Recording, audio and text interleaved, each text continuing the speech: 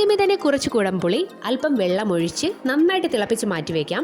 ഇനി ഒരു മൺചട്ടി അടുപ്പത്ത് വെച്ചതിന് ശേഷം അല്പം വെളിച്ചെണ്ണ ഒഴിച്ച് ചെറുതായി അരിഞ്ഞ ഇഞ്ചി, പച്ചമുളക്, കറിവേപ്പില ചേർത്ത് നന്നായിട്ടൊന്ന് ചുമന്ന് വരുന്നത് വരെ വെയിറ്റ് ചെയ്യാം. ഇനി ഈ സമയം കൊണ്ട് മറ്റൊരു ചട്ടി അടുപ്പത്ത് വെച്ച് ഉലുവ പൊട്ടിച്ചതിന് ശേഷം തേങ്ങയും കൂടി ചേർത്ത് നന്നായിട്ട് ചുവന്ന് വരുന്നത് വരെ വറുത്ത് കൊടുക്കാം.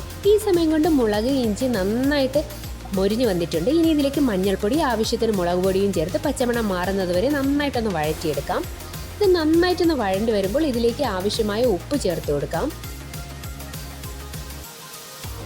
ഉപ്പും കൂടി ചേർത്ത് നന്നായിട്ടൊന്ന് മിക്സ് ചെയ്തതിന് ശേഷം ഇതിലേക്ക് ആവശ്യമായ വെള്ളം ചേർത്ത് കൊടുത്ത് നന്നായിട്ട് തിളച്ച് വരുമ്പോൾ കഴുകി വൃത്തിയാക്കി വെച്ചിരിക്കുന്ന മീൻ കഷ്ണങ്ങൾ ഇതിലേക്ക് ചേർത്ത് കൊടുക്കാം.